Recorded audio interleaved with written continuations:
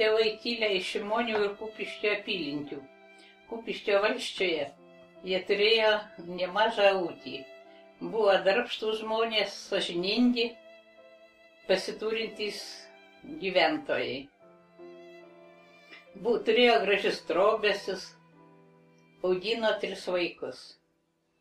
Visa tai buvo iki toliai, kol į Lietuvą buvo parvežta Stalino saulė.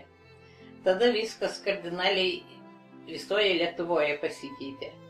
Buvo konfiskuojama žemė, atimami pastatai, gyvuliai, padargai, ir žmonės varu buvo varomi į kolūkius.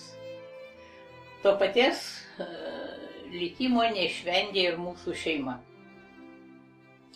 Visa tai būtų buvę dar pusė bėdos, bet visos nelaimės mūsų šeimoje prasidėjo 1950 metais, kai gegužės mėnesį buvo suimtas tėvelis ir nuteistas 25 metams kalėjimo už neva tai partizanų palaikymą.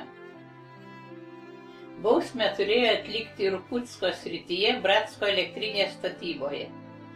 Jam tada jau buvo 64 metai. Sesuo tada studijavo pedagoginiame institute pirmame kurse, o aš jau buvau baigusi Vilniaus universitetą ir dirbau mokslo akademijoje. 1952 m.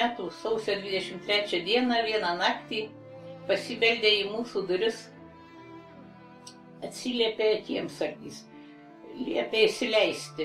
Kai atidariau duris už kiemsargio nugaros, pamačiau stovint keletą milicininkų ir vieną civiliai žmogų, matyt saugumietį. Visi suėjo į vidų. Klausinėjo, kur jūsų tėvai, ką daro ir taip toliau. Mes žinome, bandėme įsisutinėti, sakėme, kad gyvena jie tėviškėje, bet jie aišku viską žinojo.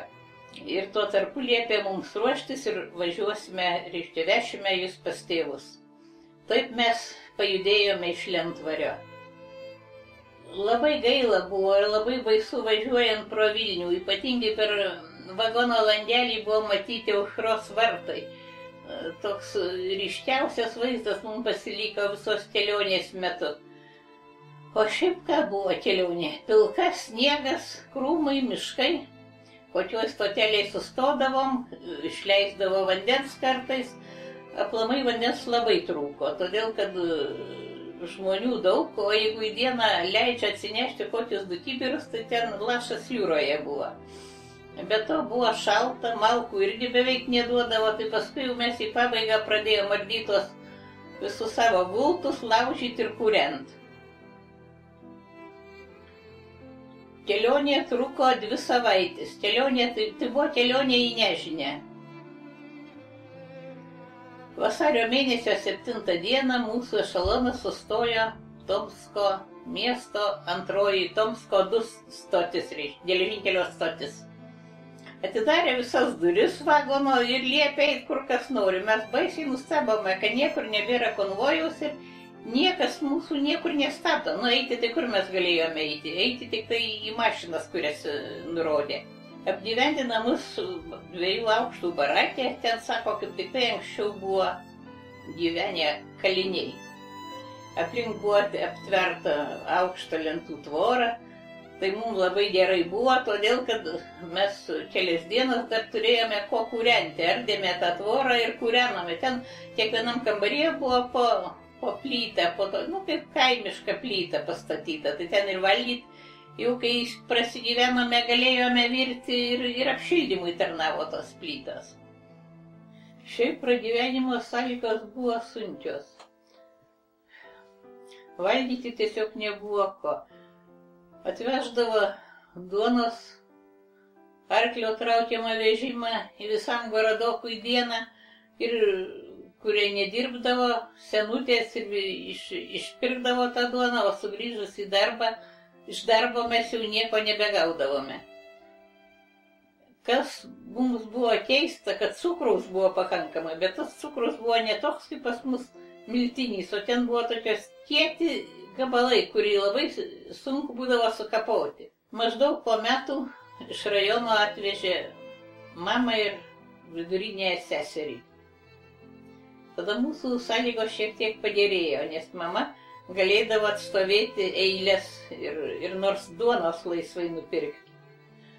1957 metų pabaigoje jau kai kurios lietuvių šeimos gavo leidimus vykti į Lietuvą, mažai kas į kitas respublikas. Vienu žodžiu, nuėmė komendantūrą, jau padarė laisvai žmonėmis. Tuo tarpu mūsų gyvenvietei